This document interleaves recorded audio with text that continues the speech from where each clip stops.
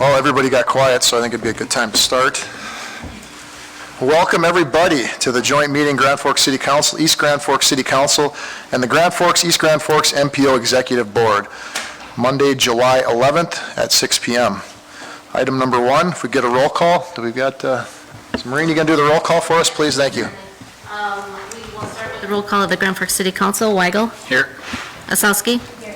Weber. Here. Lunsky. Here. Kavami. Sandy. Here. And Veen. Here. And the East Grand Forks City Council, Vetter. Here. Helms. Here. Riepel. Here. Johnson. Here. Olsted. Here. Demers. Present.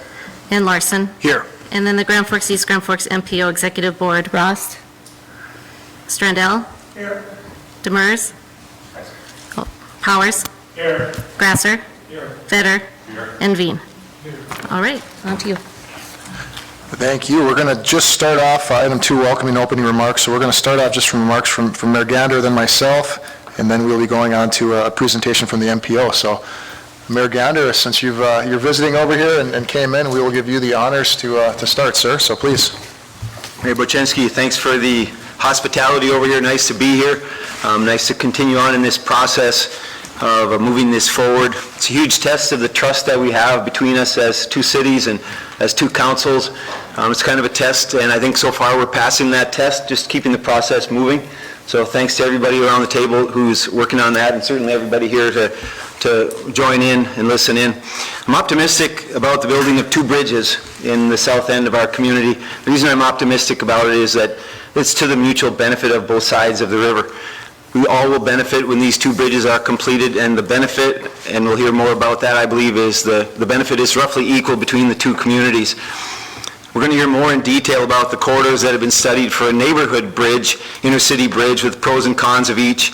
One thing that keeps coming back over and over again is that it will relieve the congested traffic along Belmont, Reeves, and it'll relieve some congestion along Phoenix Elementary and also even some intersections farther away out on Washington and Demers. We're going to hear good detail about all of that.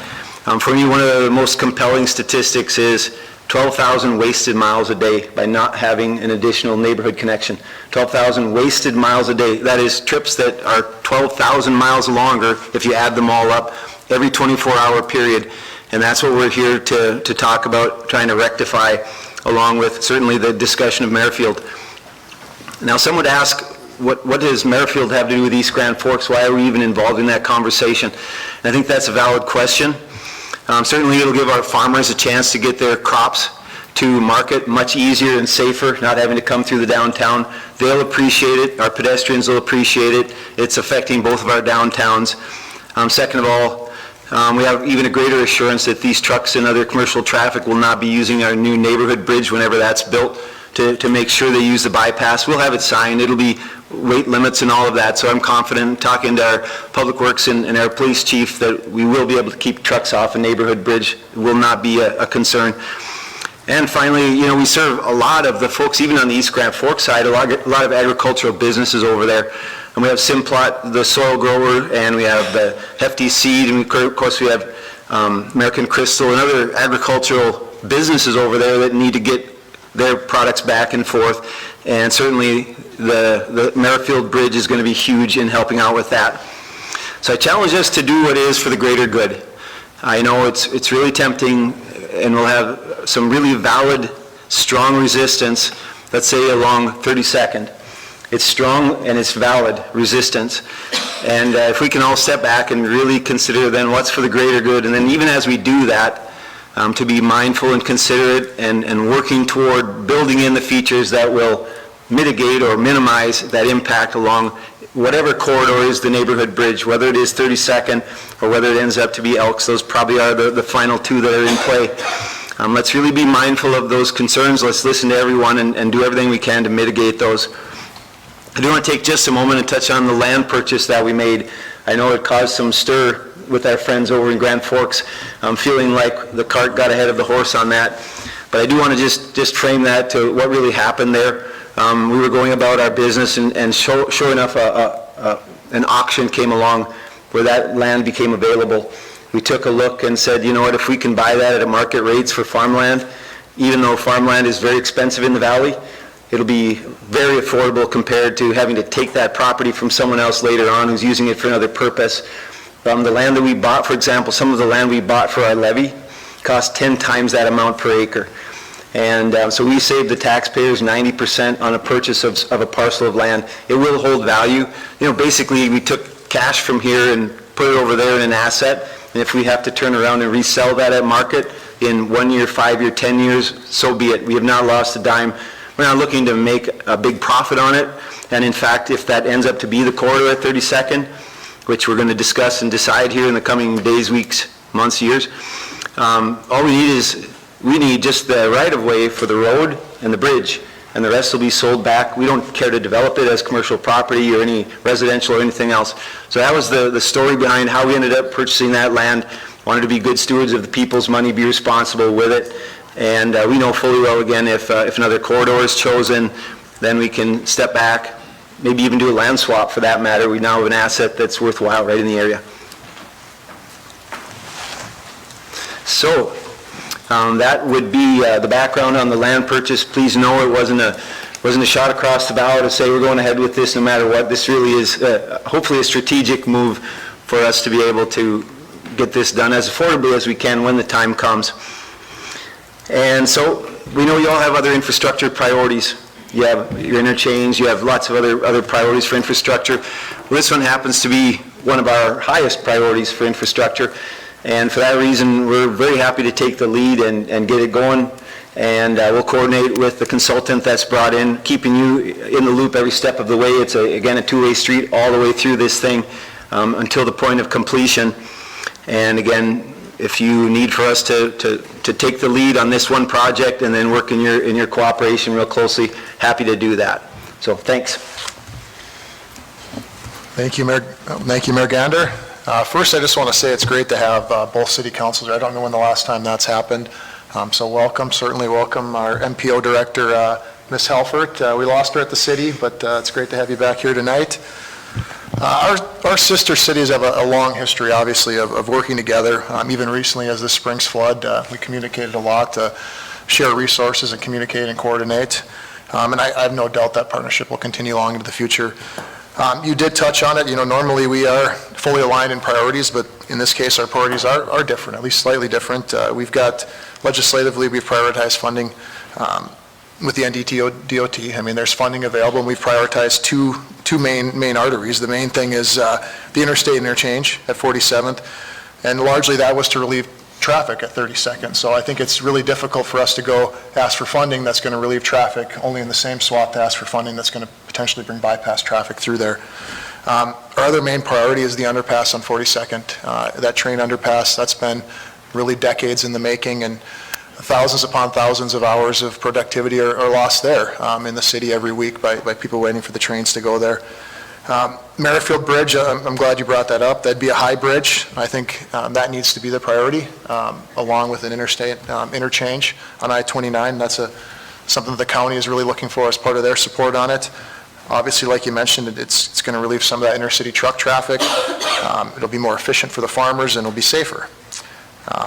I think the other point, and to keep us from getting into the trouble that we're in now, is getting a bridge built that's in a lightly developed area. It's not an area like we have with the intercity bridge where it's already developed and we run into all the difficulties of schools and neighborhoods that are established for a really long time. I guess one last item to consider, and actually, I was talking with Mark Schill today, just at how rare this is. This hasn't been done in the state of North Dakota. The state of North Dakota has not connected a bridge to another state in decades. I think the Minnesota Department of Transportation has done it maybe once down in St. Croix in the last few decades. So anybody working for the NDDOT or the MNDOT, they've never done it before. This is a new playbook that needs to be created. I think getting through this at Merrifield Road is a great way to create that playbook and have something to go off into the future. But my belief is that's a great place to start for the reasons that I've listed. But I look forward to the discussion here tonight. And with that, I want to open it up to MPO Executive Director Stephanie Halfert. Congratulations on your new position. And then Mark Schill, I think you're going to help out with Stephanie as well. So please proceed.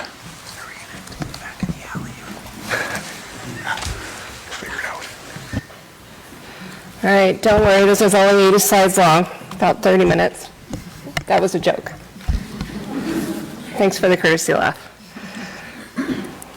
All right, good evening, everyone. And my name is Stephanie Halford. I'm the new appointed Executive Director of the MPO. I've been asked to give kind of an overview of the bridge studies, but I've also kind of put in a little bit of information from other studies we recently have done. So it kind of gives you more of a well-rounded view of what we're looking at. So this conversation, it's a long history in our community. Where do we put a bridge over the river and connect our community? So the most recent, the Future Bridge Traffic Impact Study, the purpose of this was to look at improved mobility and connecting our two cities, reducing congestion on the Point Bridge and connecting roadways while providing a more direct connection between the two cities. So there are actually 6 bridges that connect Grand Forks and East Grand Forks. We have 1 railroad bridge, 2 pedestrian-only bridges, and there's actually 3 bridges that can only be used for vehicle traffic. And you can see where these are located and also where, when they got built. And I didn't label the pedestrian bridge, but it's about right here, and then you have another one to the north right here, and those were done in 2001.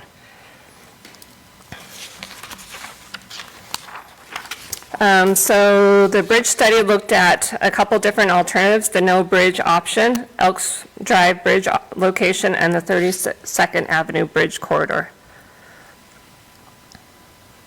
So when we look at the Elks Drive and 32nd Avenue options, precisely where they're located was never exactly decided.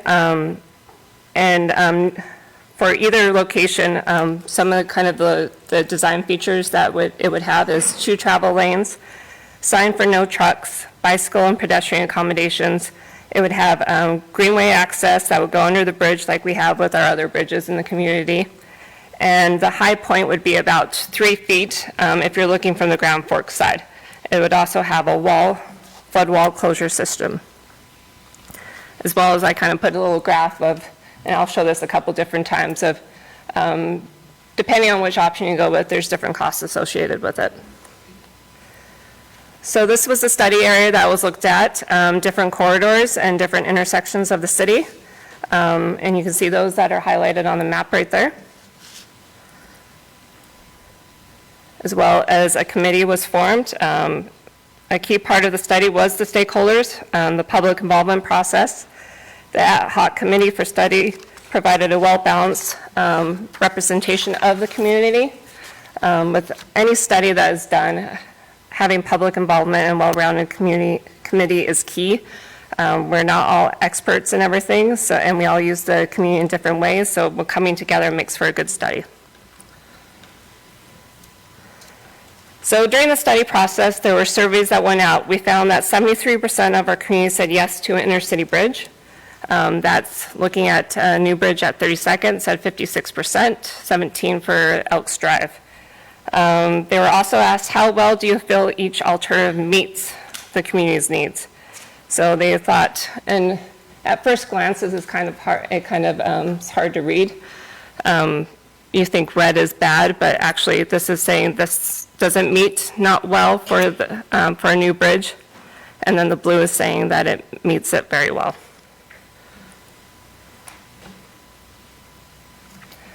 So this is where we're sitting now and how well our community is handling our traffic volumes. So keep in mind, this is only looking at the corridors that the study highlighted, the handful of intersections, and we all know we're seeing capacity issues in other parts of our community.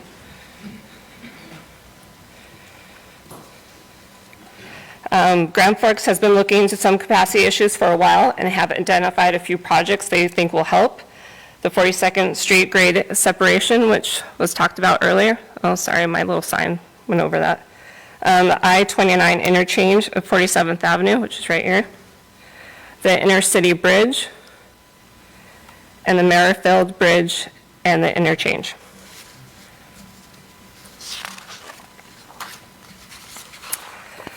So as our community grows, you can see not far into the future, we'll see increased congestion on our roadways.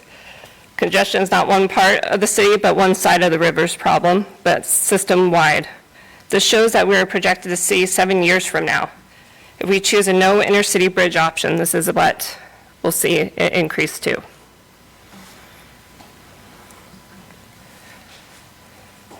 Now we're looking at what traffic congestion will look like on these corridors by 2045.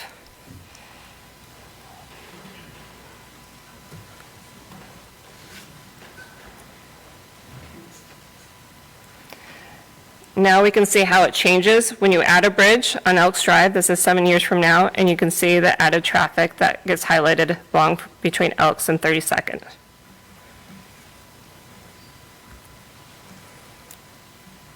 This is what it would look like in 2045. So you see the increased traffic between 24th and Elks. And I guess I want to point out, even though these streets and intersections have been studied, is not all the streets haven't been highlighted. So this still, traffic can flow through these neighborhoods. As we see, traffic goes from along Belmont instead of going over to Washington. So people will find the shortest route possible. Now we're looking at 32nd Avenue traffic volume change, and we had a bridge added to 32nd. So you see that increased traffic along 32nd right there. In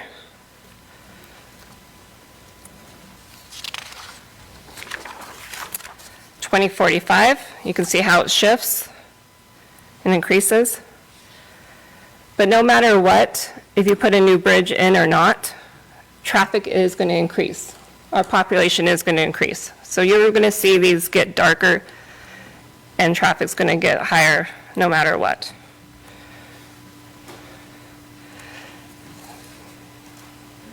The 2050 population projection has numerous, our community is growing. Grand Forks is projected to see a population of 96,326 by 2050.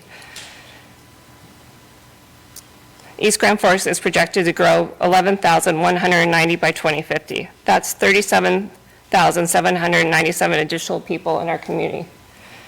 So we got to ask ourselves, where will these people work? Where will these people live? And how will they navigate our road system? This is projected for 2045, where we'll see these corridors and these intersections reach capacity level. The 2050 population projection has numerous ramifications for planning. The physical growth, such as land consumption, you can see in the 2050 map. So this is the Grand Forks and East Grand Forks land use plan map combined together. In turn, the land use plan sets the stage for the MPO to update its long-range transportation plan. Population projections look into the future of households and employment.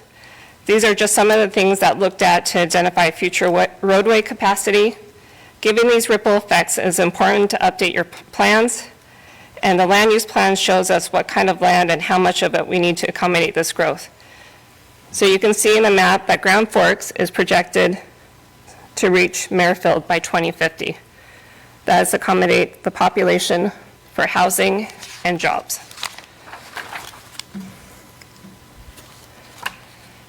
So without a new bridge, today's congestion will get worse, in particular on Washington Street, Demers Avenue, and near the Point Bridge. With or without a new bridge, traffic volumes will continue to grow. Without a new bridge, growth will be out of balance in the northern parts of the city. And again, this is just another projection of increased traffic, and the numbers are all over there. So again, going back, with a new bridge at Elks Drive, congestion will be reduced on Washington Street, if you went this option. Traffic would be better balanced on the system. And again, this shows what the bridge, oh, did I skip a slide? I guess not. So not only would you have to update the corridors if you put a new bridge in, but intersections would also have to be updated, even if putting in a bridge. Oh, I've jumped ahead, sorry. So this is Elks Drive, daily vehicles increasing. And this is what I was talking about. Here we go. So this is increasing the corridors, the volume, as well as the intersections that would have to be updated. So it's not just on Grand Forks side, but you'd see it on the east side as well. That would have to go up, and then the estimated cost. 32nd Avenue Bridge, the increased traffic, and then as well as the corridors and the intersections that you would have to update to accommodate the bridge.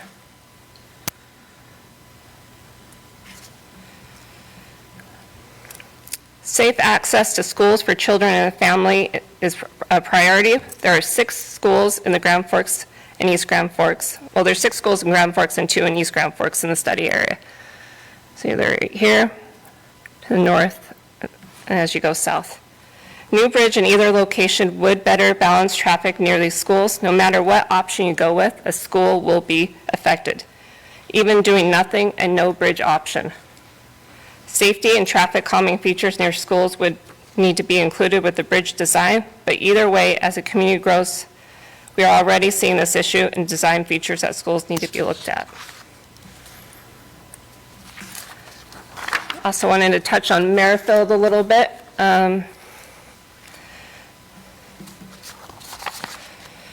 So this is, we're looking more south to the city. This is the east-west county highway, about 6 miles from the core.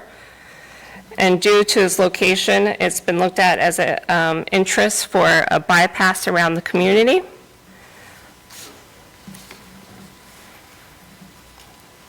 In the past, 3 alternatives have been looked at.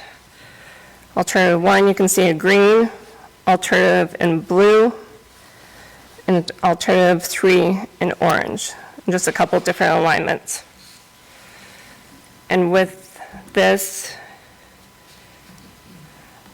it kind of goes along with, you're basically saying no inner-city bridge, no bridge for inside the city. You would have those same capacity issues and increased strain on your corridors and intersections that would need to be looked at.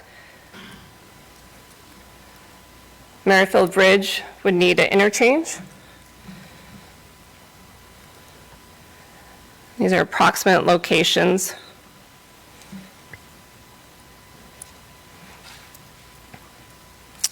And I guess just a few things to think about. Whoops. Oh, it's touchscreen. Again, our community is growing, and it's going to continue to grow. Either Elks Bridge or 32nd Bridge will help with that intercity traffic. Merrifield Bridge will help with that regional truck traffic. School safety for all schools would be part of either city bridge option, but for anything to move forward, we need to come together.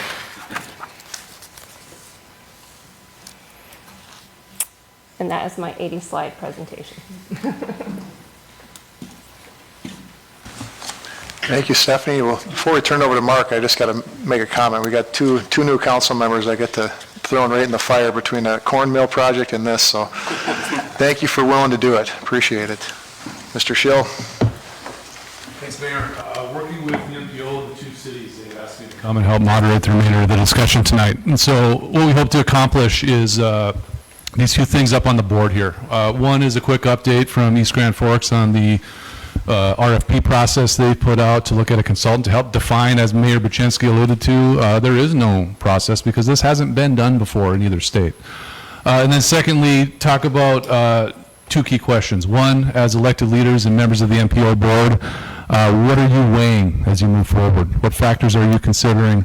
How are you looking to make this decision? And what are the criteria when you look at the 2 potential inner-city sites, the Merrifield Bridge, or an option of not building a bridge is also a decision, right? And then thirdly, what questions are left to answer? Or anything that you need to know that hasn't been studied, even if it has been studied, could it be better articulated? What information is left out there to collect that could help you move this issue forward? And so we'll start with Mr. David Murphy. He's the city administrator with East Grand Forks, City of East Grand Forks. Thank you. Again, my name is David Murphy. I'm the city administrator here for the city of East Grand Forks, and I'll try to make this brief here as well. There's what I've been asked to speak about tonight is to bring everybody here up to speed as far as what we are looking at in the RFP process, what we're looking at for a consultant, and what we hope to gain out of it, and more importantly, why we decided to look at hiring a consultant for this. So as Mayor Bushinsky said before, this has not been done anytime in recent memory of anybody on either side, either North Dakota, Minnesota, or Minnesota and Wisconsin. He did mention the St. Croix Bridge over there in Stillwater, and it's a very good example because it's something that's somewhat similar, but it's still different enough that it's not something that we can use as a template for it. It's a new bridge between Minnesota and Wisconsin. However, it was replacing a bridge in a new location. So they did have some of it, but again, it was not really an apples to apples. And so unfortunately, we were not able to take any real guidance from it. So with that being said, we wanted to move this forward as far as what I had said to the council is, I guess we really don't know what we don't know because there isn't a process for this. And I spoke to my counterparts in North Dakota, Wisconsin, and here in Minnesota with the DOTs there. What I found is that if you're going to replace a bridge, refurbish a bridge, rehab a bridge, they have a very, very definite checklist because that happens quite a bit. They do it all the time. And there's a very set procedure for that. However, for putting a new bridge in a new location, as far as I can tell, probably the last time that was done was in 1963 and 1964 with the Kennedy Bridge between the two cities here. And as far as I can tell, one has not been done since then. So with that being said, we wanted to look at what do we do? I'm going to put the mayor on the spot here because one of the things that Mayor Gander had said previously is what he doesn't want to see is 20 years from now, whoever's sitting in these seats, that they're going to look back and say that we should have done something, or we should have at least tried to move the ball forward. So with that being said, we looked at trying to find out what do we need to do. So we worked with our engineers, kind of got an idea of what the general items would need to be. And with that, the main one would be obviously selecting the corridor for the bridge, but for the process for the design, we need to get an environmental process. We would need to have a geotechnical investigation and reporting. We'd have to have a hydraulic report. There'd be permitting with the Army Corps of Engineers, the DNR, watersheds, MnDOT, North Dakota DOT, Polk, Grand Forks counties, et cetera. Then there would have to be the preliminary bridge approach plans, and then a final bridge and approach plans to be designed. So that's quite a few steps between here and there, in ones that, again, there is not a template or a precedent that we can follow to do that. So due to that, I brought forward to the council the idea of going out for a proposal from consultants who would be able to research this for us and help guide us through this process, since we're going to be kind of almost making it up as we go. So we started that back in March. We put together a preliminary RFP. I sent it to our counterparts over here in Grand Forks for their review to get any comments from them. We actually got some pretty good comments from them, and so once we got that, then I sent it out to potential consultants for what's called a peer review, to see if there's something that maybe we forgot about, something that they would know that we didn't, that we would include in there so we can get the most complete proposal that we could. So once I got those back, put that together and gave that to our counterparts in Grand Forks as well, the staff anyways, for their review, and brought it back to the city council, and the council authorized us to go for RFPs. That closed then at the end of June 30th, so we received 3 proposals. So what I'm going to be hoping to get here in the near future from Grand Forks is I would like to see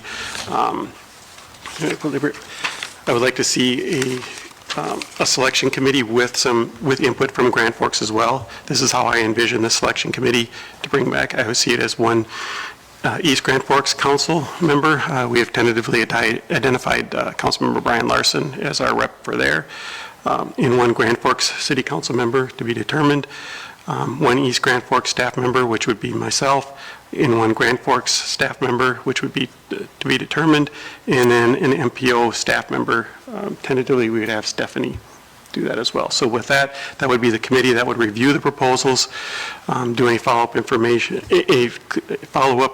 information gathering, interviews of the consultants, and then hopefully make a decision on a recommendation to both city councils for hiring a consultant to help us through this process. Again, this is being led by the City of East Grand Forks. We would certainly want the input and participation of Grand Forks, whether that, again, with the representation and potentially with maybe helping to pay for a part of it. But with that, that is where we are looking at trying to get from the consultants. And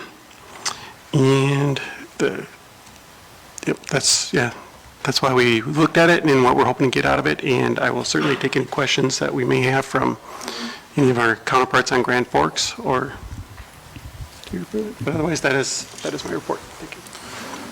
Any ideas on what that funding split would look like? No, I guess I would hope it would be 50-50. That's what we would request, but certainly it's up to the Grand Forks as well. We're in a bit of a tough negotiating spot, because it sounds like you're doing it anyway. That is true. I guess I'd open up any comments on Grand Forks side this time. Dana, nothing? Thanks, Mr. Murphy. So ultimately, this is about defining the process, this project, and you're looking for, one, input from Grand Forks on selecting this vendor and who will carry this work forward. And then secondly, I assume there will be a steering committee or some other mechanism so that both cities and anyone else, the key stakeholders, can participate in helping steer what happens with that project going forward. So, I'm sorry, Mr. Gander, yes. I think, I hear the preference to move on 47th, on Merrifield, and yet if we go through this at all, we're going to bring all this knowledge, institutional knowledge, right into our two city councils, and it'd be beneficial. I mean, if we're creating a roadmap to do a bridge between two states, looking at funding, looking at, all the hurdles to cross, the knowledge that we gain is going to be relevant for both bridges. Absolutely, it would. Yep. Right, so that process would likely apply for any bridge that was built, regardless of the location. So the last item on the agenda Sorry, here... Mr. Schill, I actually do have one question. Do you already have that document done? Is the RFP done and out yet, or? Yes, the RFP has been put out, and we have received proposals from 3 different consultants. So did you get any input on that at all from anyone in Grand Forks? Yes. Who? They sent it to administrative staff. Thank you. Yeah. I think one of the concerns on the RFP that I've heard feedback on is it mentions specifically 32nd Avenue South and doesn't note. But I think who we hire, it should be broad enough that we would look at all I would say at least the 2 inner city locations, and that I think that was not intended just to be 32nd. It was really intended, if we're going to do an inner city bridge, hire a consultant that can provide us a roadmap from A to Z. However, I suspect we're only going to scope a certain level of service, so we may only contract with a certain, like phase 1 as part of the agreement, and phase 1 will get us so far, and then we come back with further reports to City Council, and then decide how much further we want to go from there. And that'll be part of the negotiation too, that I don't think we want to do the whole thing all at once. We want to do enough so that we find out more, and then determine how we want to further move forward. And I think what Mr. Murphy and East Grand Forks are asking for is participation from Grand Forks in the selection of the consultant, ultimately helping to fund whatever the scope of services that will be provided, and those would all be City Council, led decisions. And so this is kind of the preamble to get one of you, have a council president, Sandy, recommend somebody for appointment, and then I think really makes sense probably is like Al Grasser, our city engineer, to be the staff member to help shepherd it on our side too. So that solicitation process has closed. You're ready to make a decision to select a vendor and start moving forward here Well, immediately, essentially. the time for submitting proposals has closed. That's right. We have not we have not taken any formal action to review the proposals yet. And one thing I'll say, I guess, as far as with it specifically referencing 32nd, I guess there's nothing more nefarious in that other than was the preferred location in that study. That was the number one location on that. So I guess that's why it was in there. It wasn't any for nefarious reasons or whatever. But ultimately, Mr. Murphy and Mr. Gander, this project is about defining the process, and it won't include selecting a location as part of this consulting project. It's really about understanding what steps do we need to take to build a bridge anywhere. Is that correct? I guess I'd say it's anywhere, and if the more we can start to define corridors, Mayor Boczynski doodled a note to me that this could even be inclusive of Merrifield, right? If we wanted to go to that extent and really create that roadmap for intercity bridges, we could identify the intercity bridges and the bypass bridge and carry on that conversation and just create that roadmap. I should say as well, you know, if someone said our bargaining position is weakened by the fact that we've already gotten to this point, we haven't committed any money. And I know there are some on the council who say we won't commit any money unless we can go in 50-50 with you all. I know there's that sentiment on the council. I don't know if it's the prevailing sentiment, but I know there are those who feel that way, that this only goes forward if we are 50-50 with our friends across the river. It's got to be a team effort or we don't go. It's pretty silly, you know, it's like you say you can't build half a bridge, right?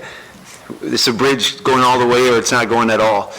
And so we would want to frame even this scope of work to where it's agreeable to you all, so we really can go forward as a team all together. Thanks. Great. Any further comments specific to just this RFP process and proposal?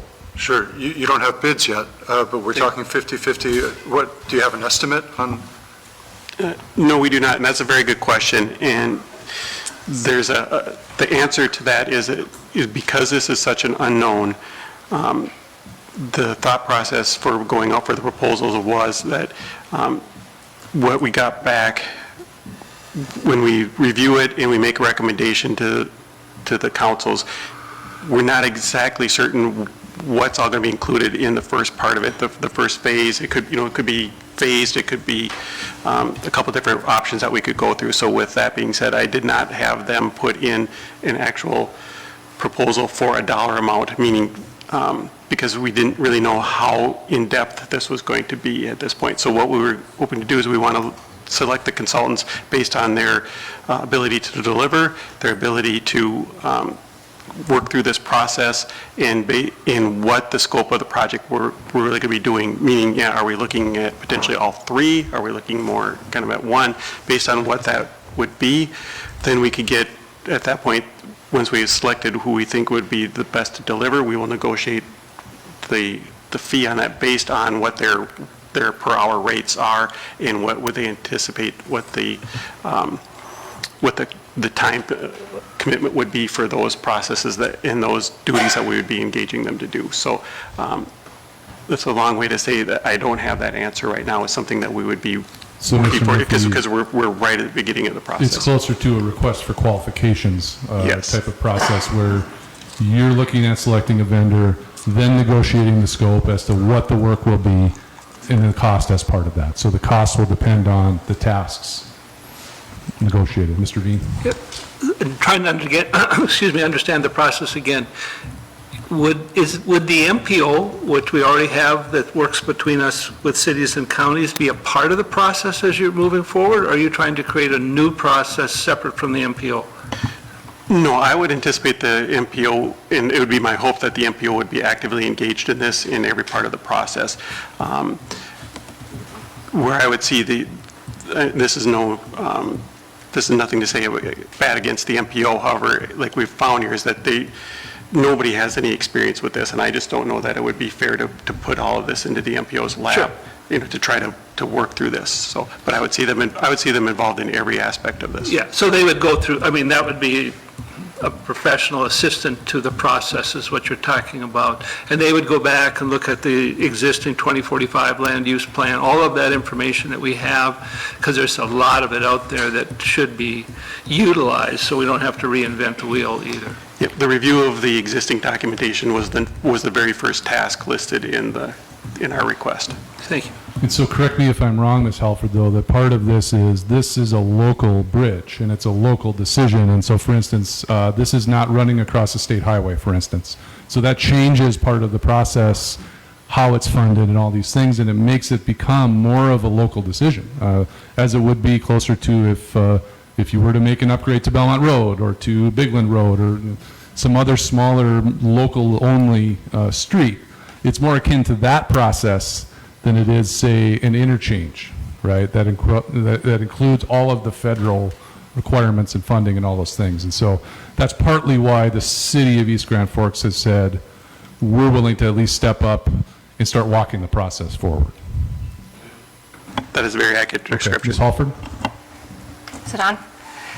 Yes, it would have to be city-led. It doesn't come from a DOT, it won't be a DOT bridge, so a city does have to come forward and be the leader, but it's definitely both cities have to come to the table. But there's federal funding for Yes. this local decision. Yep. Good. Definitely the DOT would still be involved, and I would hope to be involved too, but again, it's like a local street. Great. Mr. Ford's here for the county, and I know County Commissioner Ross, you're also here along with Mr. Strandell and Mr. Powers too. But Mr. Ford shared there was a meeting recently with Polk County and discussing the Merrifield Road, so I asked Tom to be here and kind of give us an update. And we were also, Tom and I and our respective cities and counties were part of a meeting with the North Dakota DOT also, and there's been some follow-up regarding Merrifield Road. And so I encouraged Tom to come here and if he'd share some words on what he talked about with his counterparts. Yeah, sure, happy to. So first of all, thanks to Mayor Wojcinski and Mayor Gander for the invitation and allowing us to participate today. As Mr. Phelan indicated, we attended a brief meeting with North Dakota DOT a couple weeks ago. And that was really led by the Chamber of Grand Forks, East Grand Forks. Really the point of it was to take a look at the federal funding opportunities and how they could relate to the many different infrastructure projects that the cities and the counties have been examining and looking at. After that meeting with NDDOT, I did reach out to my counterpart in Polk County, and Commissioner Strandell. I'm not speaking for Polk County tonight, but just so you know. But I did have a meeting that involved myself and Mr. West, the Grand Forks County engineer, and then it was Chuck Whiting and the Polk County highway engineer as well. And the last time I really had a good conversation with Polk County leadership regarding Merrifield Bridge. More of their priority seemed to be around Neelsville. So after that meeting with NDDOT, I wanted to just reach back out to Polk County leadership and see where they're at. The long and short of it is that I gave a recap to Polk County leadership, Mr. Whiting, and gave him a recap of that North Dakota DOT meeting and some of the discussions and do-outs from that, and posed the question, if Grand Forks County was to get serious about a Merrifield Bridge, where would that fall under Polk County? A good conversation is essentially from Polk County staff. They would work with Grand Forks County. They would cooperate with Grand Forks County and whatever that might look like and work with us to get the ball started. There would be a lot of prep work, obviously, to start such a process.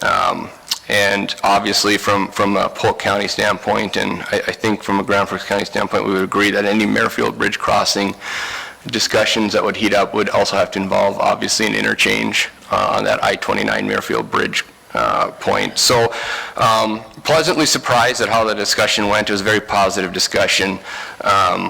And we did discuss, myself and Mr. Whiting, kind of what some of those first steps would be, whether it's cost sharing, whether it's where it prioritizes on infrastructure needs for Polk County. So there would be cooperation between the two counties if this was to start going down the path of a Merrifield Bridge crossing. And obviously, as Mayor Wojcinski indicated, we'd also like to see that be a high bridge at Merrifield.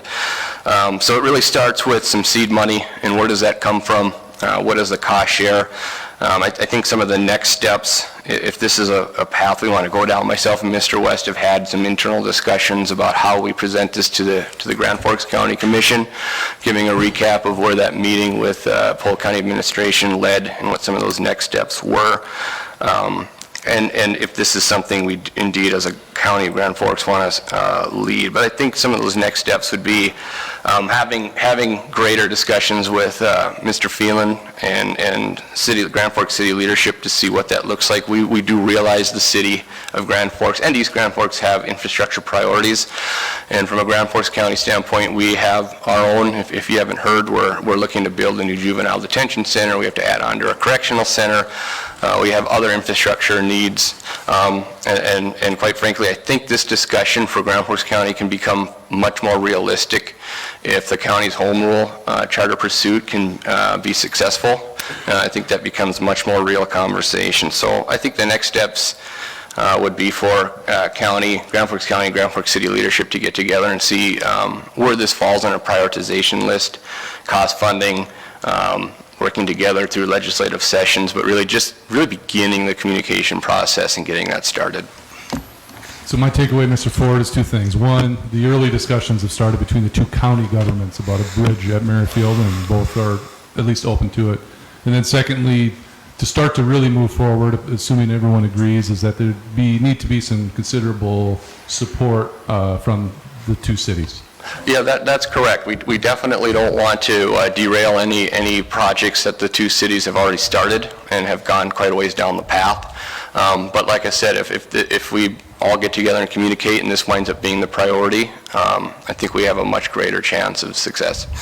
So, and correct me if I'm wrong, Ms. Halford, that the recent traffic modeling shows that while the Merrifield Bridge will eliminate some considerable truck traffic and commercial traffic, it doesn't change the traffic, say, on Belmont or Washington or Bigland Road or some of the East Grand Forks neighborhoods too much.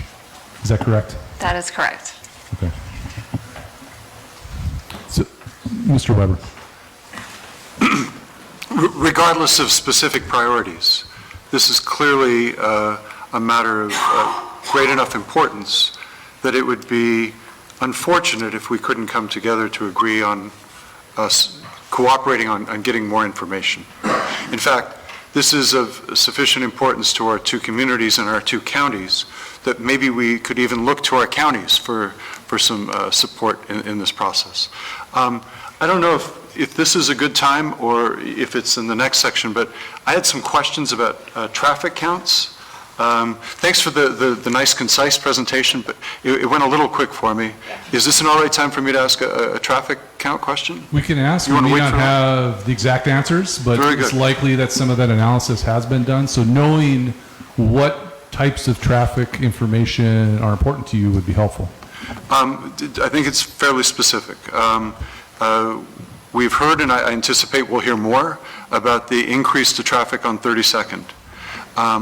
But what I was taking from your presentation is that no bridge, Elk Bridge, or 32nd, there will be significant increase. There will be increase to traffic on 32nd with all three options. Mm-hmm. But that there is some, that a new bridge helps with that to some degree. Can you tell us the difference between those three options in terms of the amount of traffic on 32nd in 7 years and in 2045? Certainly. Can't give you exact numbers, but basically with the no bridge option, it's going to keep a lot of the traffic to the north, and then it's going to funnel down through Washington, and even we've seen it already through some of the neighborhoods. People are going to drive whatever the quickest way is or the shortest distance or whatever is going to be the quickest. So it's going to go along Washington and then along 32nd or wherever they're heading to. So the bridges that feed that currently are the Point Bridge, the Sorley, and the Kennedy, depending which way you want to go and start your commute, or whatever destination to A and B you're going. If you do an Elks Drive one, from Elks to 32nd, you're going to see that increased traffic. We've only highlighted along Belmont as a section of street that we looked at and studied. But we don't know, it didn't go into the study of how much that traffic would go into the neighborhoods. Because when you get off the Elks, depending where you locate that, it could tee into where Belmont is. It could hit to where about 17th is. There hasn't been an exact location that has been identified, but kind of around there, depending where that hits, you're going to have to put a light there, and then traffic will go south. Because if people are trying to come from one side of the river to the other, if you're going somewhere from 17th north, you're probably going to use one of the downtown or the Kennedy Bridge. If you're going to go somewhere, commute somewhere 17th and south, you would probably use that new Elks Bridge. And then depending where you're going, either go through the neighborhood or go along Belmont and then along 32nd to the shopping or to a restaurant. If you put a bridge at 32nd, that's just going to go along 32nd corridor. And again, depending on where someone wants to go from one side of the river to the other is what bridge you're going to take. And it probably won't feed into, I guess if they want to go somewhere between 32nd and 17th, they might go along Belmont instead of, but again, it's just, there's so many different ways it can go, but that's generally how the traffic would go. And so those numbers are, though, in the study, right? Yes, yes. Looking at it, and one of the things they did, too, was segment different roads. So in that case, they looked at, I think it was Washington to Cherry as one segment and modeled that, and then Cherry to Belmont and modeled that, as well as modeled several of those intersections to say, okay, what's the traffic going to look like there? And if it does, how will we have to change those in the future? Will we have to do construction? Will we have to add a signal? What does it look like with a stop sign versus a signal? Those types of things. And so, and I'm not a traffic engineer, there's really two kinds of analysis in there. It's one, what they call level of service, which is A, B, C, D, E, F, right? And then they have the actual numbers in there as well. And so it looks at no bridge numbers, Elks numbers, 30-second numbers. And so include, looking at that sort of H-shaped look on the Grand Forks side, you know, as Ms. Halford alluded to, you can't model every street. You'd have a computer server on fire somewhere, right? That wouldn't work. So they had to pick the major roads. But as well as Washington, and if I'm correct, that's really the major impact in Grand Forks, right? Is currently Washington between Demers and 24th is a level D. If you do nothing, it becomes a level E at 2030 and a level F at 2045, right? And same is somewhat true for Demers. And so some of the pain point that Grand Forks will feel will likely be increased traffic and then the potential to address that, you know, whether there needs to be some changes made there with infrastructure or to live with that congestion. And regardless of the three options, no bridge, Elks, or 32nd, we're going to have increased traffic and we need to do some mitigation to create a greater pedestrian and student safety in all those neighborhoods, right? But the Elks and No Bridge are going to disperse it through all of those neighborhoods.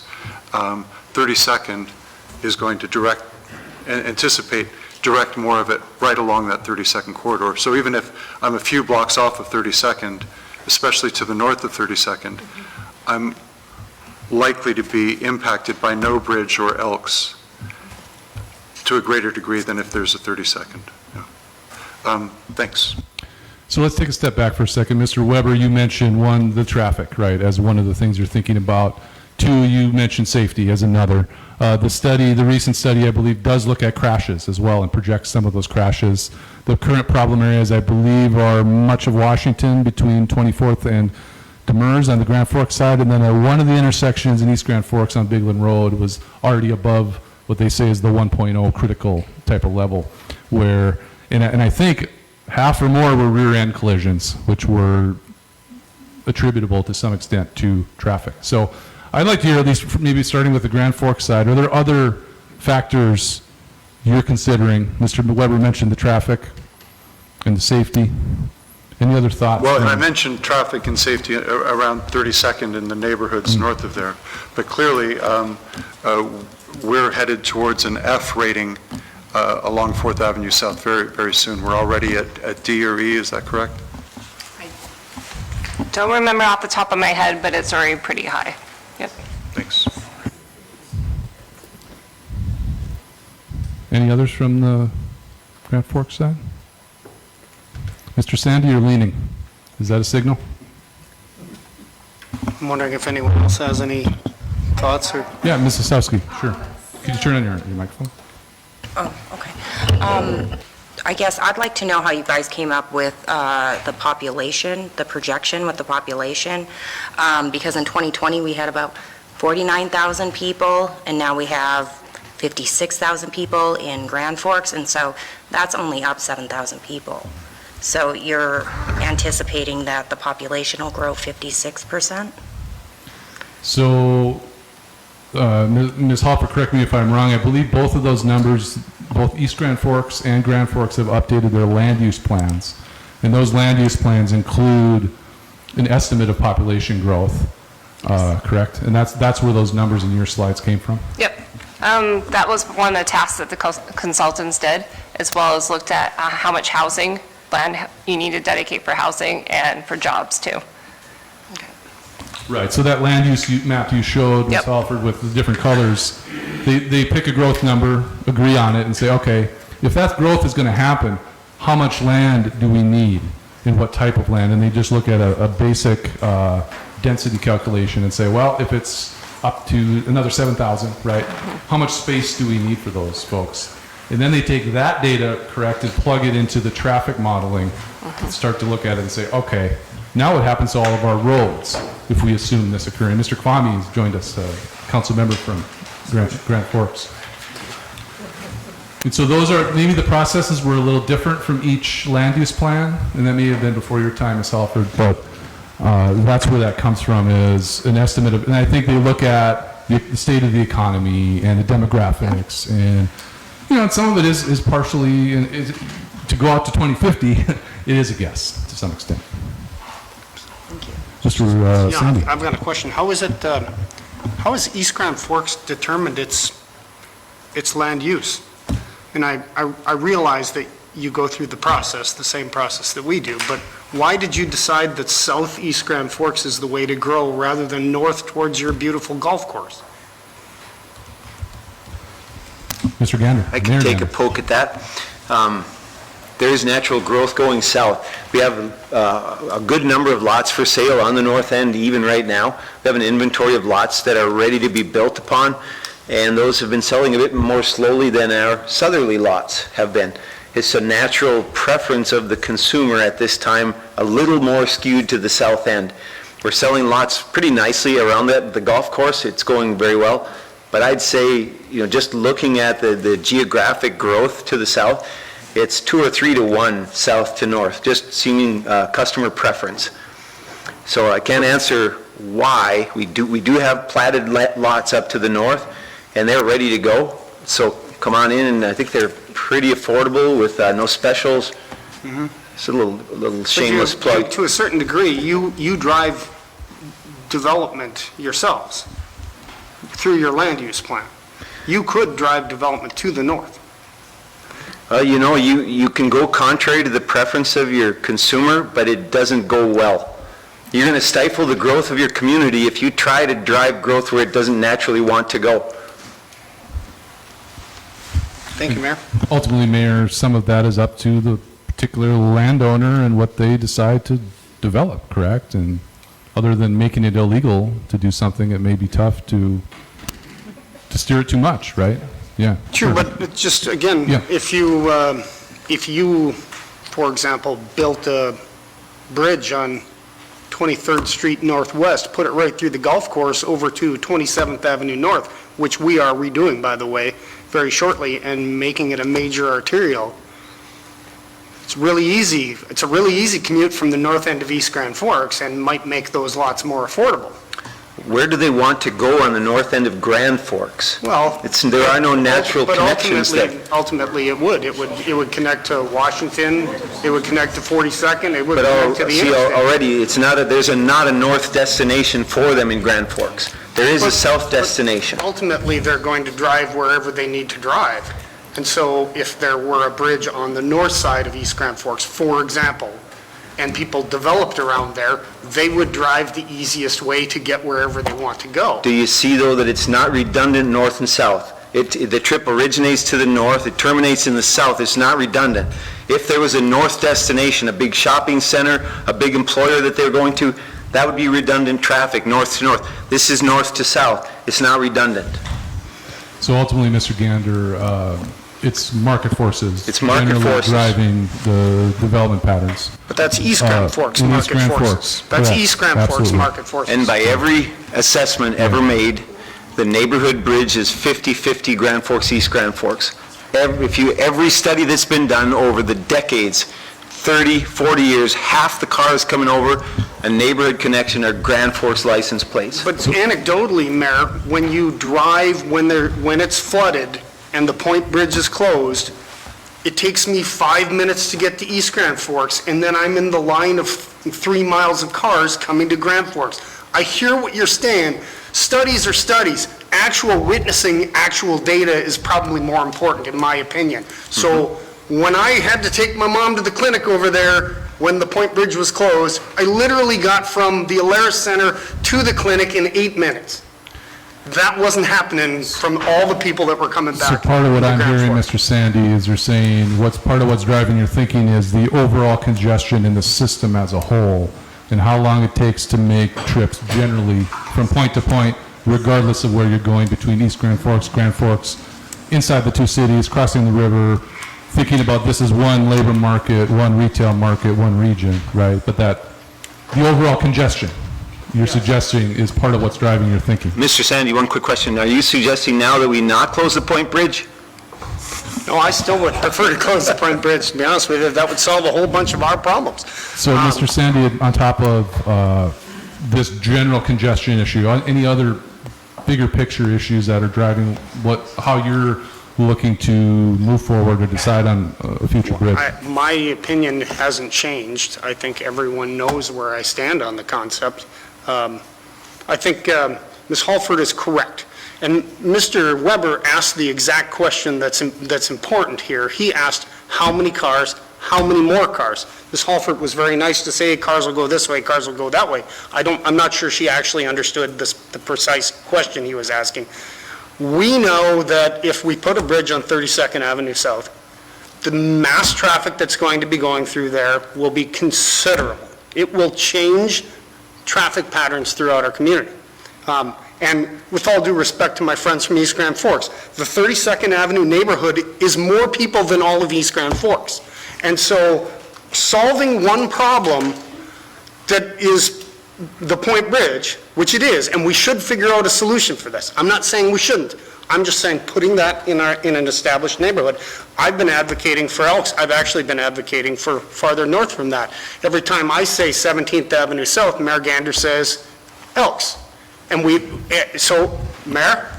I'm fine with 17th. It would be great. If it could work, if it met our traffic objectives, it would be great. But Mayor, I hear what you're saying.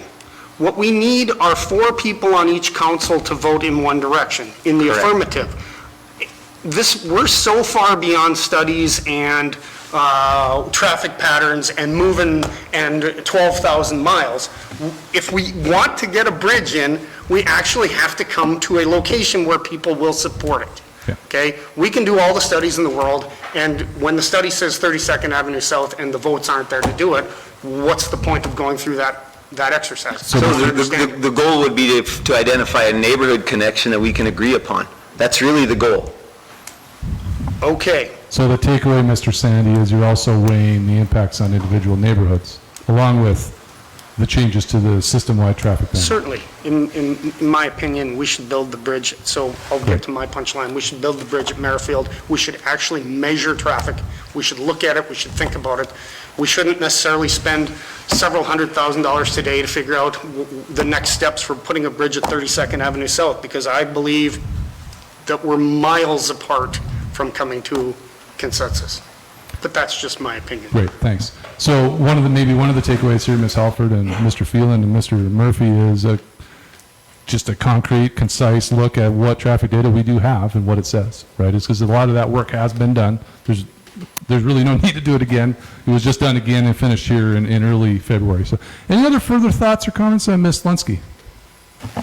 I feel like I need to stick up for the Phoenix neighborhood a little bit. I'm feeling a little lonely in Ward 4 because I know a lot of Ward 4s here right now. But I feel like the argument is it can't be 32nd because of the school. But right now, 4th Avenue gets all of it. Phoenix gets all of it. We have that 4-way stop sign with the blinky lights, which is a huge failure. And Phoenix has nothing. So I think by building another bridge, we're not saying stick all that traffic on 32nd. If you look at an aerial photo, you see East Grand Forks is more north than Grand Forks. The Point Bridge, Demers is still going to get a majority. If we build another bridge, it's just going to alleviate a little bit. And I think those kids at Phoenix deserve to get to school safely. It's not safe right now. A lot of those kids walk to school by themselves. And I just think that needs to be brought up because I don't think there's a lot of Phoenix parents here right now, but they do need a voice. Sure. So they're on the Grand Forks side, at least, it's becoming a situation of pitting one neighborhood against another to some extent. Right, and we're not asking 32nd to take all of it. We're just asking to have some relief. Sure. Great. How about from the East Grand Forks side? Any thoughts, any reactions to what you're hearing? Any thoughts about what's driving your thinking in East Grand Forks and why you've agreed to step forward and take the lead, at least on this early part of the process?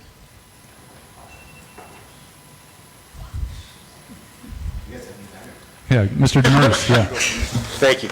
I guess stepping back a little bit, I always, when we talk or get the opportunity to talk with, our community, I always go back to the beginning talks that we had when we talked about our interconnect when it comes to wastewater. And one of the things that Mr. Fiedland said is in the next 50 years, our growth, our prosperity, our ability to thrive as a community will depend on how well we can work together. I've always said that that's very poignant. It means that we really have to come together on a lot of these things. And to Mr. Sandy's point, yes, we have to negotiate and figure something out, but we also have to do something. I feel like our communities are kind of in a spot where we're mired by kind of do nothingness that we are projecting to our people in our environs, that we aren't able to do not only the big things but the little things or the medium things, and we really need to step up to do those things. So I appreciate this opportunity. To some of the points, I agree with Ms. Lunsky that what we want to build is a sustainable, efficient network of transportation between the communities, among the community, that works, that is something that will allow us to thrive both economically, will be safe, and work for people. I think that one of the keys to that is connections. The more connections that we build, the more efficient that we will be, the more diverse we build. I also remember back to the first part of my council career, I remember the articles that were in the Herald about North Dakota, and it was a lot of, woe is me, North Dakota, we're losing population, how are we ever going to bring jobs, and how are we going to do this? Fast forward 15 years, it's one of the shining economies in the country, but those things change. If we look on short timelines, we need to diversify this. Who knows what is going to come from the Minnesota side? People want to live in Minnesota for some reason. Some people want to live in North Dakota for some reasons. By giving that diverse opportunity of residences, places to build businesses, I think we become more vital, more diverse, more able to prosper. So I guess, like I said, we talk about these fundamental things or these technical things, but really I think if we step back and think about the fact that these are important, the connections that we build matter. And I think, what the MP, and stepping back and thinking about the MPO, putting that hat back on is, what we try to do is really take a data-driven approach to making sure that these connections, these corridors make sense, that they're efficient, they're safe, all those type of things. We try to, for the most part, take the anecdote out of it, because what the anecdote does is it interjects emotion. And we all know, as being on councils, how much emotion drives some decisions. And what we try to do is create a data-driven approach. Now, there's always some discussion about how that data is derived, what it means, all those type of things. But I think the MPO has done a pretty decent job over the last decades of bringing the communities together, putting data to it, and getting some sort of a rational way to go forward with this. I guess back to the thing is, if we don't do something, I think, to the mayor's point, is we're going to look back on this 50 years from now when I have to talk to my grandkids, and they're saying, either why isn't there a bridge for 2 miles between our two cities, or why did we put this bridge that goes into this, T intersection or something like that? That's my fear. And like I said, we got to do something. So thank you. So an interesting point there about the importance of data again, but also I think an even more interesting point from the big picture of, does this region want to grow? And if it does, it seems like the answer to that is yes. If it does, what other issues does that create, and how do we deal with those issues? I just want to add one thing too, is about the south end growth. I mean, it's no mystery. I mean, East Grand Forks follows Grand Forks growth. I mean, that's what we're trying to, or that's what people want to do. The reason why 32nd Corridor is busy is because people want to get there. I mean, it's like the mayor said, it's a demand model. And thankfully, we as government can't tell people where to live and what to do exactly. We can't force them to live something. But to that point, that's kind of why we're doing this. The other thing we have to really start thinking about is flood control. Grand Forks is rapidly growing south. One of the advantages that East Grand Forks does have is that we have a lot of capacity within our flood control system, and that's why it becomes a very a good place for people to look to buy or build or whatever. So like I said, Grand Forks is going to hit your limits here probably way before we do, and you're going to be looking to spend quite a bit of money, I would imagine, trying to expand that, extend it, where there's a natural release valve to the east to allow for that population.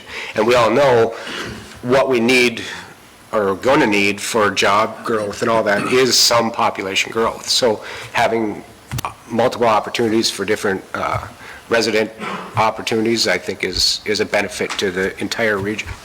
So I do believe, Mr. Brooks, correct me if I'm wrong, but the current Grand Forks land use plan now through 2050 does essentially fill in most of the land up to the flood protection on the south end. We get 2 there. Right up to that level. Right. Yeah. Okay. Any other further thoughts from Mr. Vetter? Thank you, Mark. For me, the decision-making, of course, we're looking at traffic flows, we're looking at safety, but I'm the money guy, so I'm always looking at the cash. Grand Forks and East Grand Forks, we can't do this on our own. We're going to need state money, we're going to need federal money, and one of the keys to getting federal money is the cost-to-benefit ratio. So for me, that's a big point in driving my decision, is where's the cost-benefit for whichever bridge we choose. Excellent. Cost. Big issue. Yeah.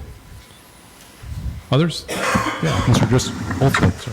Thank you, sir.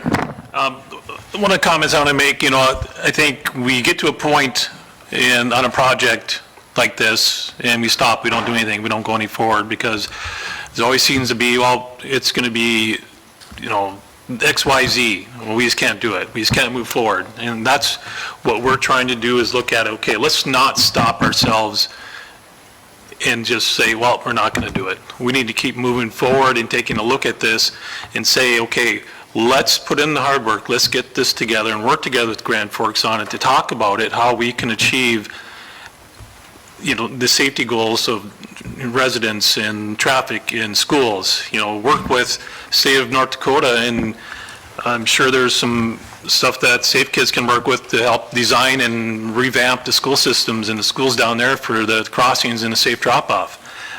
We did that in East Grand Forks. They redid the drop-off, and it's a lot better for the kids. I think we can't be short-sighted of saying, what drives our plan.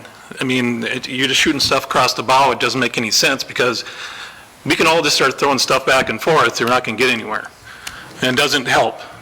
And I think we need to work together on this. We don't need to be going back and forth and saying, well, you just want this because of that. Well, where's your data on that? It's not there. So my takeaway there, Mr. Olstead, is to come to a decision, to move forward. And instead of say, let's not put off a decision, let's come to a decision. Okay? Others from East Grand Forks? Yeah, Mr. Larson. Yeah, I would just add a slightly different take on it. When I consider this bridge and, where we are and what's led us up to this stage so far, one of the reasons I'm in favor of moving forward with the neighborhood bridge is it allows both of these council bodies and everyone here to take a proactive approach and work together to focus our attention on mitigating the negative impacts on the areas that need that attention with that bridge. And so school zones are of the highest priority, regardless of what side of the river. These are all our kids, as well as the residential neighborhoods that are most directly impacted by a neighborhood bridge. I think that's very clear. And if we take a proactive approach, we can focus our attention, our funding on our mitigation efforts to include the population and try to make this the best design possible for our community. On the flip side, if we wait and we're reactive and we continue down this approach that has led us so far, we're going to get to a point where the data that was shown is going to become a reality. Our transportation corridors will be overloaded, leaving us at a much higher risk of an accident. And if there is an accident, school zone or wherever, we're going to be pushed into a reactive situation. And our focus, all of our focus, will be shifted away from mitigating the impacts on the local neighborhoods and the school zones, and we'll be trying to fix and stop this problem that happened from recreating itself. And so by taking this proactive approach, I really think that that's the best answer for our entire community, and it's the fairest effort for everyone as well.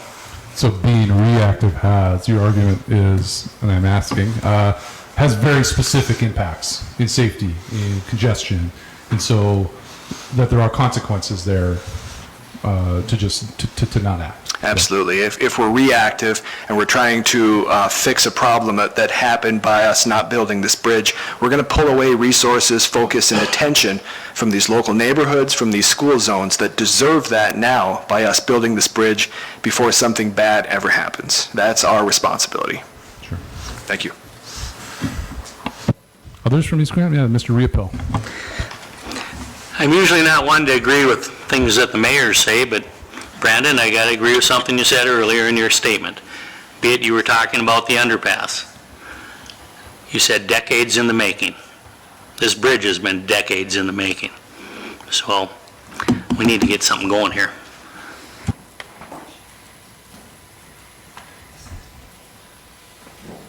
Mr. Weber, yeah. In reaction to what I've heard from East Grand Forks City Council members and some parts of Ms. Helford's presentation, do something. We see from the citizens, taxpayers' response, the overwhelming majority want a bridge, and more than 50% want the 32nd Avenue Bridge. Of those who responded. Of those who responded. And we want to make data-driven decisions until we don't like the data, but that's... Figures lie and liars figure. But we want data-driven decisions nonetheless, right? The cost-benefit analysis is strongly in favor of the 32nd Avenue Bridge, and we have federal funding now that is a rare thing. We want to strike while the iron's hot. So if you're looking for answers to B, identifying key factors, here's what I heard. What do the people want us to do? They want us to move forward and make a decision.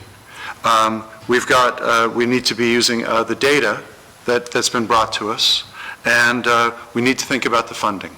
I think those are three of the key factors that need to help us in our decision making. Excellent. to see here, one of the other things I heard today was to codify the data we do have, articulate it, make sure it's clear, that we know what the data, at least that what we've got now, shows. And if we're concerned about the data, then we should work together with the consultant to make sure that we have the best data possible. Absolutely. Mr. Bean. Yeah, just a couple of additional items. I really like what we've heard so far and the information. I think we have to define a process. I think we're getting into the weeds a little bit somewhat here, trying to look at numbers and whatever. We got to make sure we have a process that's workable for both sides, both communities, as we look forward, and something that is typically wrapped up in data. But if you come into a process that with a foregone conclusion, we're going to have problems. Somehow we got to have a process that's open and will address the issues, and we need to define that issue, that problem, whatever we're trying to solve. I'd have to agree with Mr. Larson, because when I went to work for the city, we were reconstructing Gateway Drive at that time, and a child was killed crossing Gateway. In the midst of the project, we built the underpass at Wilder. We don't want to have that happen. We want to try to be proactive and try to figure out how we can make it safe. And again, not have something that we regret later on. So if we can focus on a process that gets us to a solution, and I think keep that in mind as we expedite moving forward and work together. Mr. Sandy. All very good points. I think to Ms. Lunsky's comments, absolutely we need to figure out relief for Phoenix Elementary. We need to make sure that our kids, the kids that have to cross are safe, and or Belmont. Of course they are. I will note that more kids that go to Phoenix live south and west of that corner than east or north. However, if you look at Kelly, almost every kid that goes to Kelly Elementary lives south of 32nd Avenue South, almost every one. And so solving a problem at Phoenix, but causing a problem at Kelly, in my opinion, doesn't make sense. I think I'll agree with Mr. Veen and everybody, and Mr. Demers. I appreciate your comments, and the MPO is data-driven. No question, the MPO is great at doing studies. Like, I've never met an organization that's better at doing studies than the MPO. This is a political decision. This is not a data-driven mechanical decision. If we want to get a bridge built, we need to deal with the politics. And the politics, in my opinion, are there has to be equal pain on both sides of the river. And right now, there is only pain in Grand Forks and nothing but smooth sailing in East Grand Forks. It's really easy.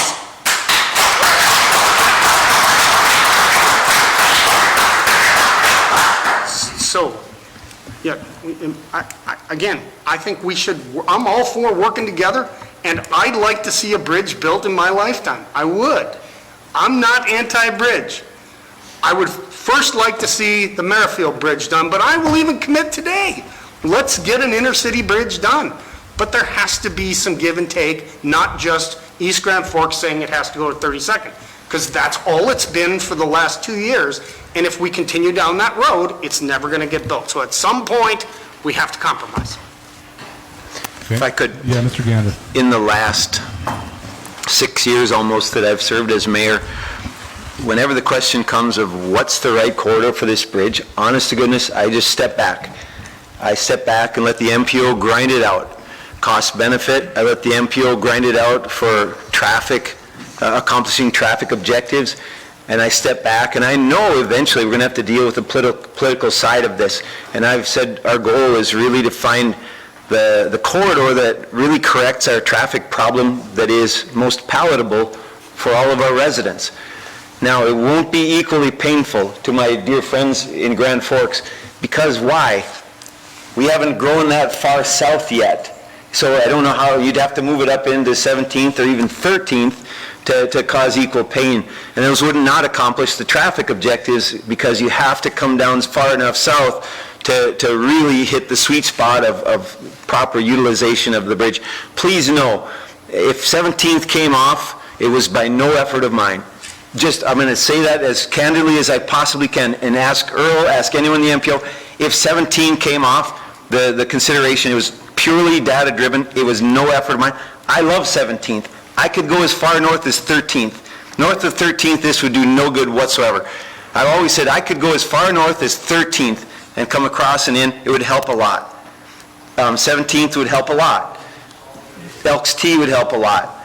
32nd would help a lot. And honestly, any one of those, the preferred one from a traffic and data standpoint, when that discussion starts over these 6 years, I just sit back and say, y'all figure it out. Whatever we come up with, let's go. When the time comes and we can nail it, let's go. Let's get this done. But to this selection, please trust me, and I just check anything, talk to my friends. 17th would be great, but it doesn't hit the traffic criteria that the MPO was ever looking for. I guess I could ask Clarence, Mark Demers, you guys have sat at the table at the MPO, anyone else here, when 17th came off of consideration, it was all about traffic objectives. It was never about what the mayor preferred. Do you guys remember it that way? Mayor, if I said, I never meant to imply that you personally got 17th. I didn't mean that. No. I don't have that much power. I never even thought that. I never even thought that. Perfect. So we're clear, yeah, I never thought that. Ultimately, I think, regardless between these sites, there's a somewhat similar system-wide traffic impact between, say, 17th Elks and 32nd, right? And so... Actually, it looks very different. It looks very different from 17th to Elks to 32nd. It looks very different. So I should say perhaps that the commute time or the drive time benefits on the east side are probably similar. Yes. That either way, it doesn't necessarily matter to East Grand Forks in terms of where on that corridor it could be, as long as there's a bridge. Is maybe a better way to put that. Certainly on the Grand Forks side, there's differences, right? So I think the key takeaway here is, yeah, we talked a lot about data tonight, but there are concerns of neighbors, right? There are concerns of folks located where, and political concerns here that we do need to consider. Yeah. Mr. Kwame, you haven't had a chance yet tonight. Yeah, thank you. Yeah, I'm going to do I have more than 3 minutes? Can you keep going? All right, perfect. All right, awesome. Yeah, we'll talk about this. So it's interesting. So the reason I ran for city council was to spur on growth and to support the community that I love to be in and where I chose to move my family to. So you look at things like the interchange and the underpass and things that are just so needed and very obvious, and it's like, why didn't this happen? And it's very clear when you look at our communities, just like if you have to exit Thompson to go to Grand Forks, you look at Grand Forks and East Grand Forks and you're like, there's clearly something missing, right? But the problem is not data. We have plenty of data. I was fortunate enough to sit on the ad hoc committee. We have great data, but the data doesn't matter, right? I think it's emotional. I think it's something that we have to all agree upon. And something that we talked about was the compromise, right? And I feel like it's almost like we have to take the number one choice off of the table for both cities and realize that we're not all going to get what we want. And if we look at 47th or we look at Elks or we look at the North End Bridge, I think that those all do something to move us forward, but it's not ideal. The problem is all I've heard since even before I ran was 32nd, you better watch out. That's not something that needs to happen. So I tried to experience that for myself. I drive it in the morning and I go by and there's kids everywhere, there's traffic. Already there's a pretty good amount of traffic. So I understand why that's a concern. I just think that we have to agree that we have to come to the table, we have to all feel a little pain, and I think that maybe there needs to be some people that agree to just give in a little bit. And that's where I think the crux is this meeting is I'm so happy that I actually get to attend. I apologize for being late. But we need to do this a few more times and we'll get there. What we can't do is not do this for 2 more years. So let's do it, let's figure it out. But I've had 3 people tell me 32nd, and everyone else that I've talked to has said no. So I can't honestly say I support that, but I do support something. We need to do something. But we have to agree that we got to give up. We got to give up something that is what is our ideal, because it's not going to work. Otherwise, we'll just do nothing.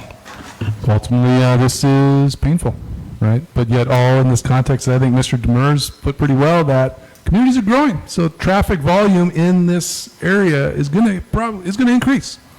The trade-off there could be stop building homes on either side of the river, but then housing prices skyrocket, right? So it's this cascade of impacts, and there is no good solution. If there was, the bridge would be in place already. Mr. Sandy, yeah. Just one additional question. We took 47th Avenue off the table because of the cost. Is 47th Avenue still under consideration in East Grand Forks, or is that off the table? And anyone MPO can weigh in. I believe 47th came off because it would not accomplish the objectives. If you look at the commute... Right, I'm sorry, Mr. Mayor. I understand what you're saying, and I know the data. Nobody'd use it. Right. So it'd be a bridge that would do something other than a neighborhood connection. Nobody would use the 47th? Nobody of the neighbor, what we're trying to accomplish neighbor-wise, they would still use the Point Bridge. You'd still be pumping them hard by Phoenix Elementary. They wouldn't use it for their daily commute. It's too far south. That's how it would be.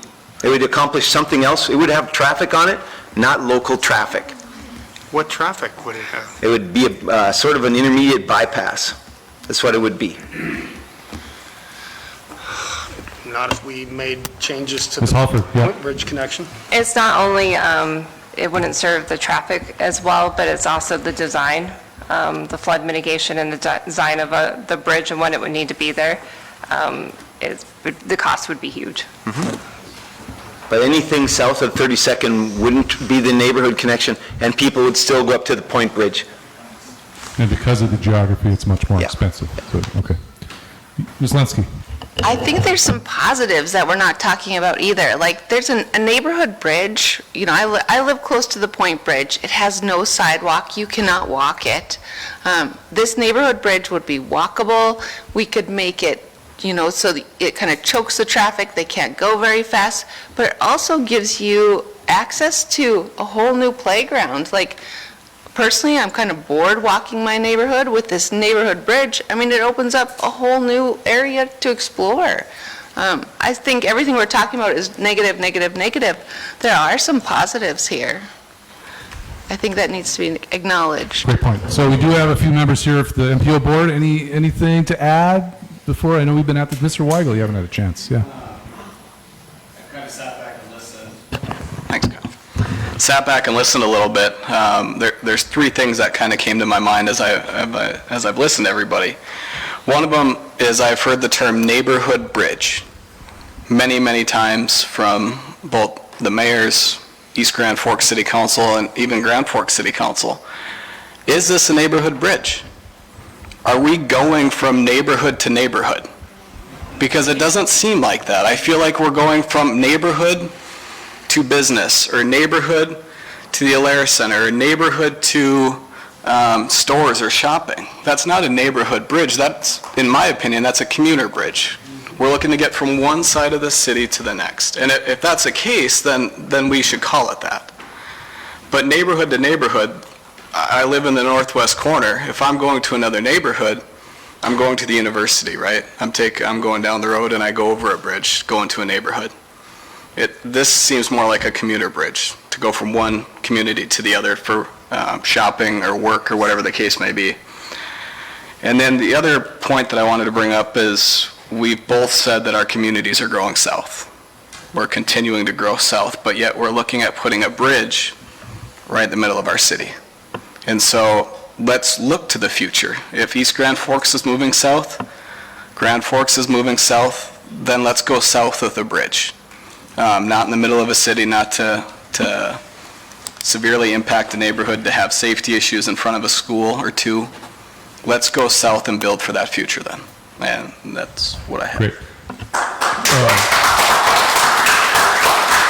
My guess on the term neighborhood bridge, Ms. Halford, I could be wrong, but it's because that picture you had in this area of the screen at one point, it's called that because it's sort of a low bridge that feels more like a neighborhood street. But I think Mr. Weigel's point is pretty good, that maybe the purpose and the type of traffic it handles is a better way to name it, and that term should be retired. But because it's not a high bridge, it's a low bridge that's more supposed to be for local traffic, is where that neighborhood bridge word comes from. But certainly it would serve commuters, it would serve shoppers, it wouldn't be necessarily just to visit your friend on the other side of the river. Correct. Yeah, it's going to have more of that Point Bridge feel. It's not more that, it's not going to look like a big like a Kennedy or a Sorley type bridge.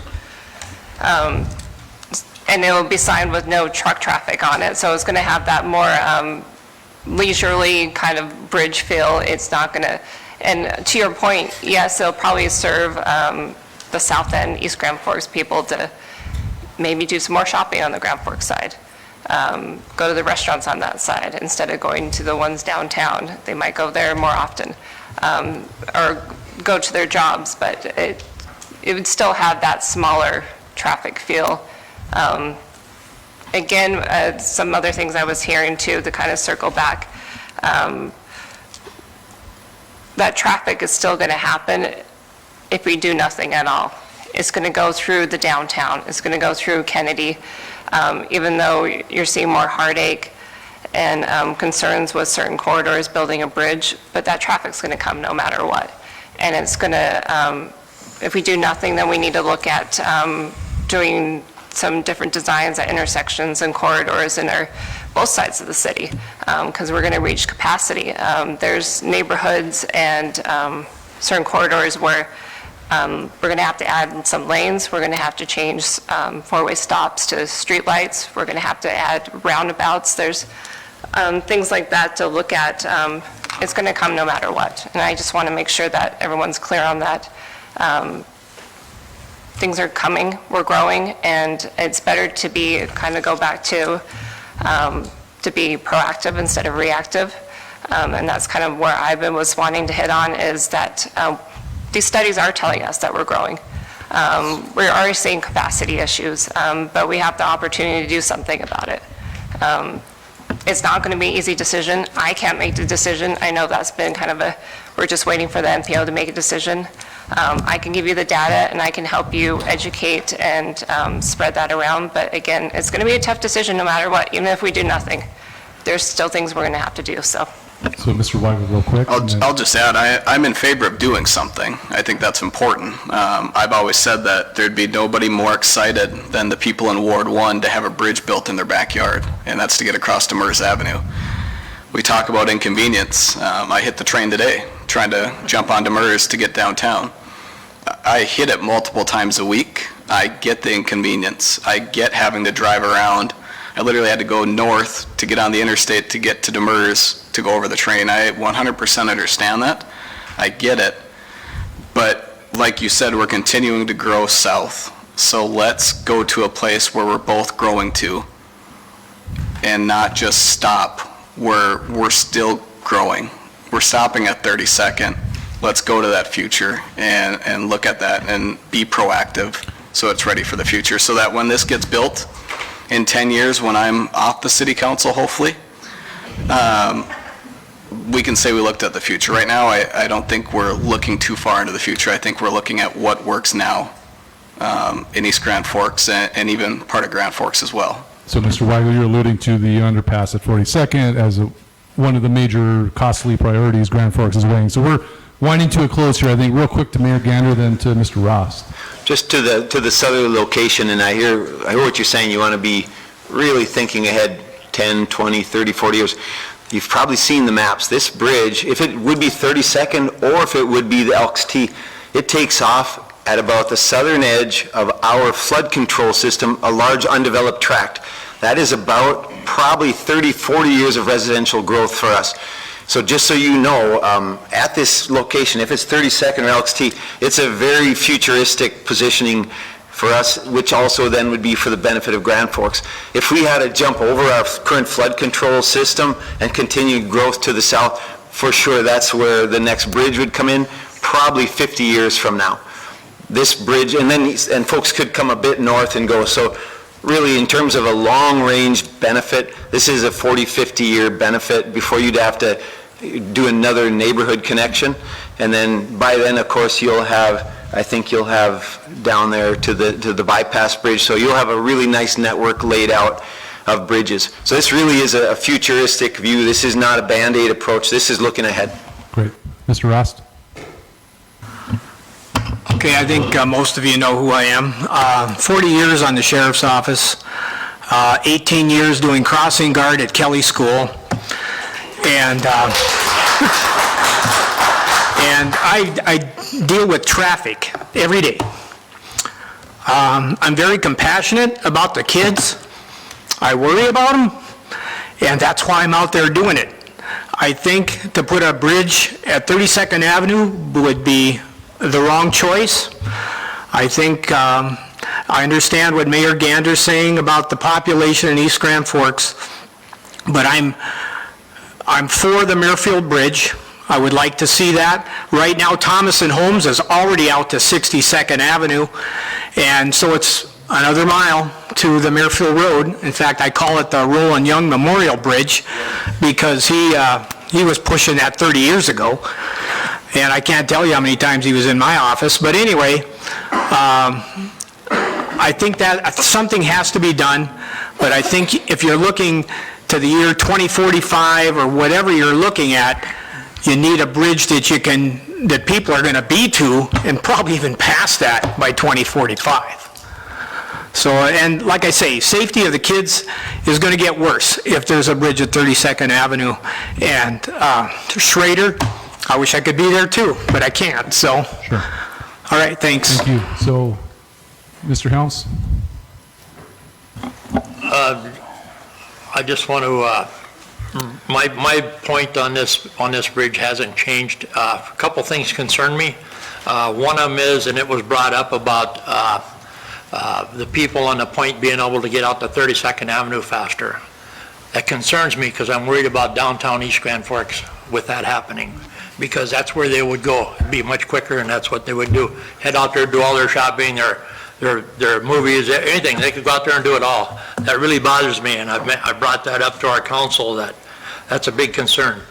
The other thing that's a big concern to me too is that we don't need another wet bridge. And 32nd is going to be a wet one. We need a dry one.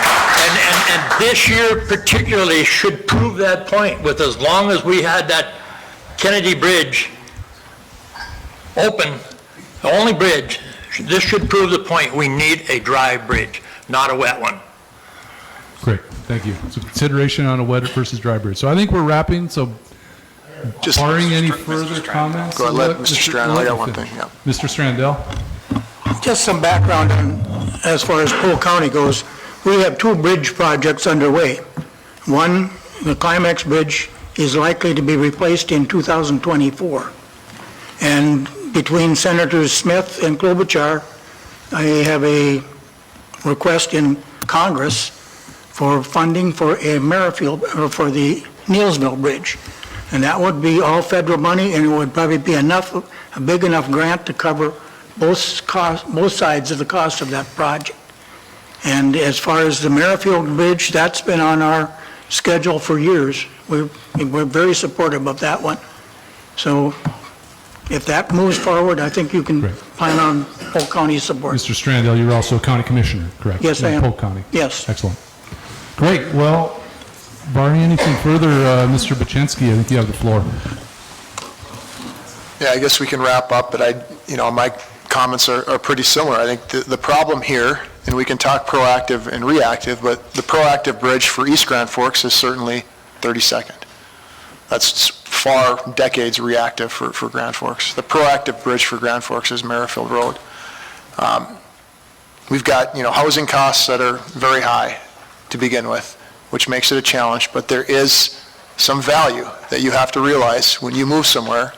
If it's not where you need to go regularly, you have to deal with your you have to driving there, the traffic, all the good and the bad. When you pick a place to live, you got to deal with the good and the bad. What concerns me about the Phoenix area is that growth to the south, they didn't sign up for that. They've had to deal with that. So mitigation needs to happen there. But the proactive bridge and how Grand Forks, what makes the most sense for us is to get Merrifield done, and it's going to, it's going to be tough. It's going to be tough. East Grand Forks, we want to work together. We want to find a path, but it is really hard to try to connect in the middle of our city without starting, with Merrifield, because that's the proactive choice for us. Otherwise, we're sitting here later trying to be reactive again. So those are my thoughts. I'm glad everybody, the comments, it's an issue that is going to cause some friction between our cities regardless. And it's not even just city to city. It's going to cause friction within our cities, because there's people certainly in Grand Forks that want it at 32nd. And friction is hard, but, we find an answer and we make the most of it. That's all we can do. This bridge should have been built a long time ago, and it didn't get done. Let's see if we can move them both. Yeah. Let's see if we can move them both. Great. So the immediate next steps coming out of this tonight are East Grand Forks spearheading this project to outline the process, right? Yeah, and I guess I would say that we would certainly look forward. We would really, really like Grand Forks to have a elected representative and a staff representative on the selection committee to review this, for nothing else, to get their input on it. So I would hope that we could get something from the Grand Forks City Council over here, hopefully in the near future, that they would be willing to participate in that. Is there a process to adjourn? Well, I think we can just adjourn. You want a motion to adjourn for somebody that's on there? Unless everybody wants to sit here for longer, we can do that too. We got a motion, we got a second. There, the two cities coming together to end the meeting. All those in favor signify by saying aye. Aye. Opposed, same sign. We are adjourned. Yeah, no problem. You guys have a seat.